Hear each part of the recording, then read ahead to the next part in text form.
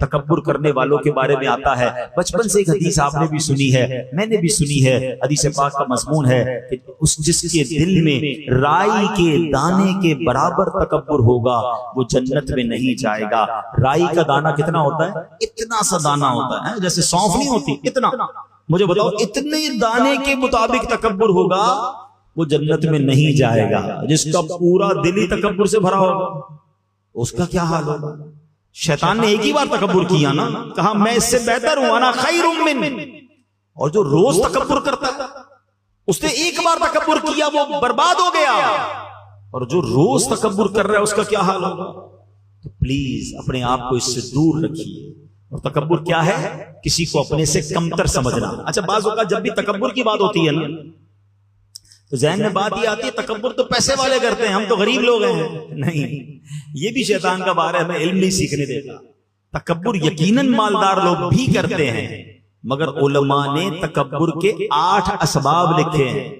ہاں, اس میں سب سے پہلا سبب پتہ ہے کیا ہے؟ وہ ہے علم. ہاں, علم بھی تکبر لاتا ہے. کیوں؟ جب بندہ عالم بن جائے یا بہت ساری نالج آ جائے وہ دوسروں کو حقیر سمجھنے لگتا ہے. میرے پاس تو اتنا کچھ ہے, اس کو تو آتا ہی کچھ نہیں ہے. تو یہی تو تکبر ہے نا کہ اس کو کچھ نہیں آتا, مجھے سب آتا ہے. روایتوں میں آتا ہے من قال انا عالم فهو جاہل, جو اپنے آپ کو کہے کہ میں عالم ہوں, فرمایا وہ جاہل ہے.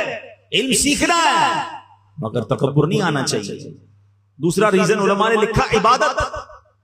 عبادت بھی تکبر لاتی ہے. ہاں, اب کوئی 5 وقت کا نمازی ہے, تہجد گزار ہے, بہت اچھی بات ہے, لیکن اگر وہ دوسروں کو سمجھ رہا ہے کہ دیکھو یار یہ تو کچھ پڑھتے ہی نہیں, میں 5 ٹائم کی نماز پڑھتا ہوں, یہ تو صرف جمعے کی نماز پڑھتا ہے, اس کو تو آتا جاتا کچھ نہیں, تو کہیں ایسا نہ ہو کہ آپ کی ساری عبادت برباد کر دی جائے. یہ بات یاد رکھیے.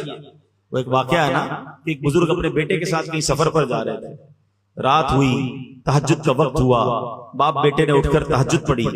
سارے قافلے والے سو رہے تھے, صرف باپ بیٹے اٹھے تہجد پڑھنے کے لیے. تو بیٹا والد صاحب سے کہتا ہے ابا جان یہ کیسے لوگ ہیں, سارے سو رہے ہیں, کوئی نہیں اٹھا تہجد پڑھنے کے لیے.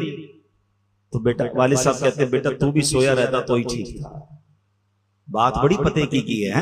تہجد پڑھ کر اگر دوسروں کو حقیر جاننا ہے تو بہتر تھا تو بھی نہ پڑھتا تہجد. عبادت ضرور کرنی ہے مگر کسی کو حقیر نہیں جاننا. پھر مالدار پیسے ہوتے ہیں تو غریب سے تکبر کر رہے ہوتے ہیں. خوبصورتی بھی تکبر لاتی ہے. بندہ کہتا ہے میں خوبصورت, اس کا رنگ سانولا. طاقت تکبر لاتی ہے, میری باڈی اتنی مضبوط, میری اتنی طاقت, یہ بیچارہ کمزور, یہ میرے سامنے کیا کرے گا. اقتدار تکبر لاتا ہے. کسی کو سیٹ مل جائے وہ سمجھتا ہے باقی کی حیثیت ہی کوئی نہیں, مسل کے رکھ دوں گا. یہ اقتدار پر, دولت پر, خوبصورتی پر, طاقت پر تکبر کرنے والوں کبھی اترانا نہیں.